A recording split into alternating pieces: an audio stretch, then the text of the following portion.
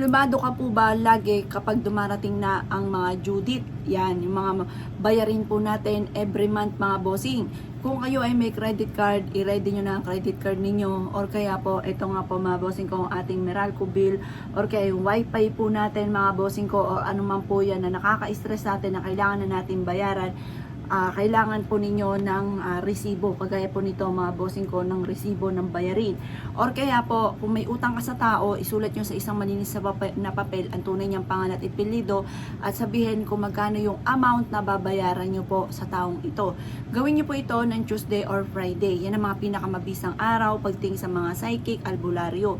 Or kaya pag abala ka sa mga ganyang araw, gawin nyo po ito ng alas 7 ng umaga at humarap ka sa gawing silangan kung saan naliwanag ang sinag ng araw. At pagkatapos mga bossing ko, kumuha po kayo nito. Kumuha po kayo ng barya, kahit magkano amount po yan, basta barya at silver. Pagkatapos mga bossing, kailangan natin ng cinnamon. Ang cinnamon mga bossing ko, yung amoy nito mga bossing ko, yung nagtatawag ng swerte lalo na sa pera. At anti-stress to para hindi ka lagi na-stress kung ano man po yung mga bayarin nyo pong yan. Kumuha ka ng isang malinis na garapon. Huwag nyo nang lalagyan ng takip mga bossing. Ilalagay nyo lamang po ito mga bossing ko sa gawing silangan o sa may bintana ninyo. Pwede po sa kwarto ninyo, pwede rin po mga bossing ko sa salas, or kung saan yung gusto siyang ilagay mga bossing, wala naman pinamimilian. Pero may proseso po ito ng paggawa.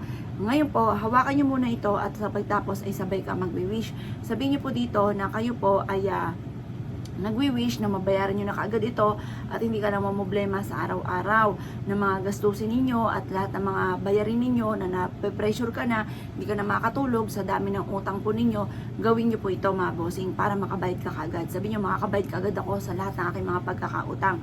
Halimbawa mga bossing, ito halimbawa ngayong buwan na to. Ngayon, etong pag nabayaran nyo na to, ito yung gagamitin ninyo para sa kada buwan mga bossing ko, yung mga bayarin ninyo, hindi na yung darating na bills, hindi na kayo mamomblema pa para mabayaran nyo po kaagad yung sa susunod na bills. Ngayon, pag nabayaran nyo na ito mga bossing ko, ito ang gagamitin po ninyo na pang-attract ng swerte mga bossing ko para sa susunod na buwan, kung kailan nyo ito mapapanood, hindi ka na lagi na mamomblema tungkol sa usapin ng bayarin. Or kaya po yung credit card ninyo, pwede nyo po itong ipalaminate, tapos yun ang gamitin po ninyo dito mga bossing. At sabihin nyo, makakabayad ka agad ako sa aking mga pagkakautang.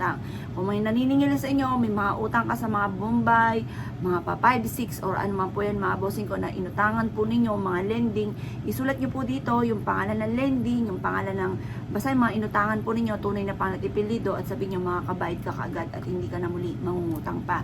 Or wala namang masama mangutang mga bossing ko, basta may pambayad ka palagi, ang lagi i-wish, magkakaroon ako ng maraming pera at makakabayad ka agad ako sa aking mga pagkakautang. Ganun lamang inyo pong gagawin. Kaya ako kinaniniwala, gawin nyo po ito ng puno-puno ng pagiging positibo at kayo pa mga bossing kayo ugalin ang mga salita ng mga magaganda. Matutulungan po kayo nito upang sa ganoon hindi ka lagi namumblema tungkol sa usapin ng utang. Mababayaran nyo na yan, goodbye utang na, goodbye paghihirap na mga bossing. Kaya kung ikigagawa ng ganito, ay siya mga boss. Good luck po sa ipo lahat.